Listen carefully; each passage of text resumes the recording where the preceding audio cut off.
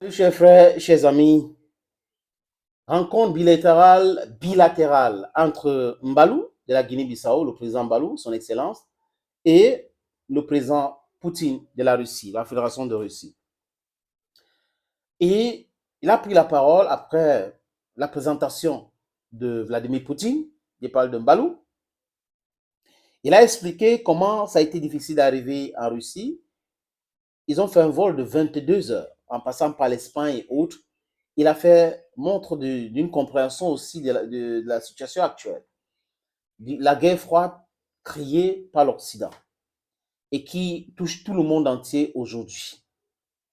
Et le prix des billets d'avion pour quitter l'Europe, pour aller en Asie, c'est très compliqué. C'est plus cher parce qu'il faut contourner, il ne faut pas passer par la Russie. C'est interdit, les vols de l'Ouest, de l'Occident. Balou a expliqué comment la Russie les a aidés à se libérer de la joute impérialiste ou coloniale. Disons ça comme ça parce que les impérialistes sont encore là.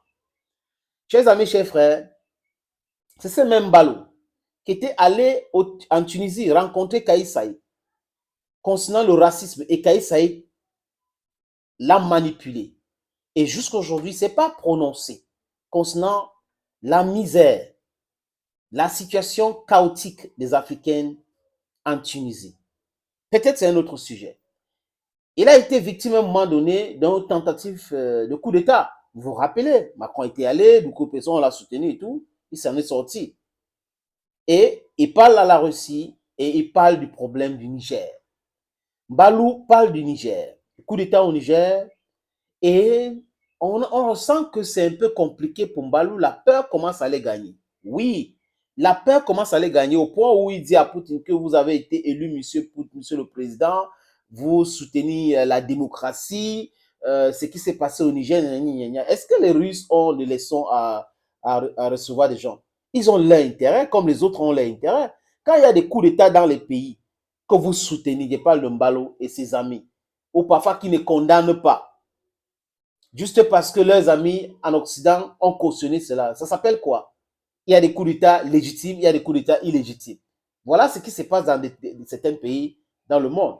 Et aujourd'hui, je crois que si la Russie a déjà décidé ce qu'elle va faire avec les nouvelles autorités nigériennes, mais la Russie va le faire. La Russie ne va pas écouter ces discours de Mbalou.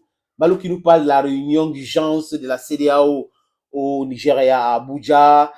Vraiment, c'est des choses qui l'intéressent. Après, il pousse le bouchon trop long pour parler de l'échange des professeurs, qu'il y a eu des professeurs qui ont étudié en Russie, gna gna gna gna gna. La peur vous guette déjà. La peur vous guette déjà. Petit à petit, vous allez comprendre la situation dans laquelle les Africains vivent. Vous allez comprendre la misère dans laquelle les Africains vivent. Vous allez comprendre la situation de la jeunesse africaine.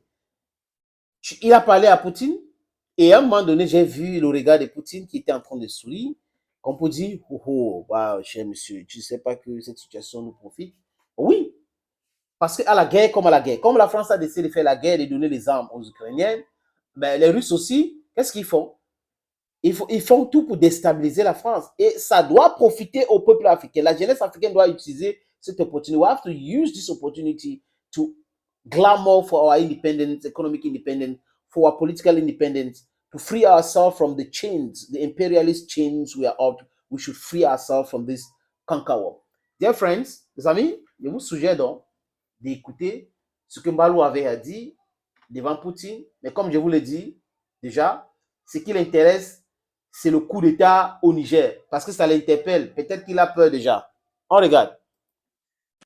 Je voulais dire au président Poutine qu'il peut compter avec la Guinée-Bissau comme un partenaire sûr, parce que nous ne sommes pas seulement des amis, nous sommes des frères. Nous sommes des frères et on ne peut pas jamais oublier le soutien de peuple frère de l'ancienne Union soviétique pour notre indépendance et la libération. Aujourd'hui, nous sommes là en tant que peuple indépendant, mais grâce à vous, on ne peut pas oublier ça. Pour cela, donc, en venant ici, nous, on a passé 22 heures de vol. Parce qu'on est venu jusqu'à Espagne, pour côté, on a fait tourner, rentrer. Après, on a passé par la Turquie et venir ici. Mais on avait compris. On est rentré dans la guerre froide encore. Mais bon, nous sommes venus quand même, on est arrivé et nous sommes là. Monsieur le Président, Nigeria, qui préside en ce moment, depuis le sommet de Bissau. On a fait un grand sommet à Bissau, il y avait tous les chefs d'État. On a créé les Troïkas, qui est la Guinée-Bissau, Bénin et Nigeria. Et d'ici, je parle même au Nigeria parce que demain, on a un grand sommet là-bas concernant le coup d'État au Niger.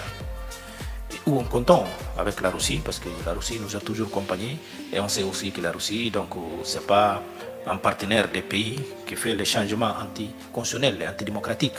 Le président Poutine est élu, donc nous aussi on souhaite qu'on termine avec cette fléau en Afrique de l'Ouest. Et on a des minéraux, des ressources minérales que nous on peut voir avec la Russie, et surtout si on peut aussi faire des échanges de professeurs. Moi qui est là, quand j'étais au lycée, j'avais les professeurs de chimie, mathématiques, physique, géographie, c'est des professeurs russes. Les amis, quelqu'un doit dire à M. Mbalo et ses équipes que le concept de la démocratie en Occident n'est pas la même chose en Russie. Donc, il faut d'abord comprendre cela. Ce concept de dire vous êtes démocrate, ce n'est pas la même chose en Russie. La compréhension de ce qui se passe en Afrique, comme perçoivent les Occidentaux, ce n'est pas la même chose en Russie. Ils ont une vision différente de ces choses-là. C'est la Russie ou l'Union soviétique qui nous a aidés à nous libérer des anciens maîtres colons. Et ils ont la vision qui est diamétralement opposée de ces choses que M. Mbalo est en train de leur imposer. Mais ça ne va pas passer parce que les Russes ils savent ce qu'ils veulent faire. Les Russes connaissent déjà leur plan pour certains pays en Afrique, du moins pour l'Afrique. Et c'est une bonne chose pour nous. Il faut cette multipolarisation du monde pour que l'Afrique devienne un pays. Avec le soutien de la Chine et tout ça, nous allons devenir un pays. Et c'est à nous on doit se réunir pour en finir avec ces micro-États. Dear friends, it's a pleasure having you watch this other video on this platform. Thank you once again. Hey, bye-bye.